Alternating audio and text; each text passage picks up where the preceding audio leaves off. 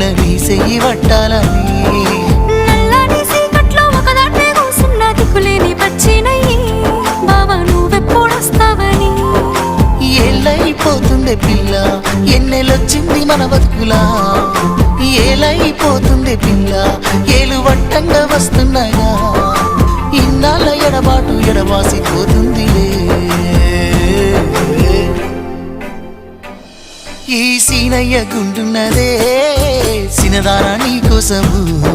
ఈ దూరాన్ని చెరుపుతూ తీరాల తెగిరింది అందాల ఈ మానము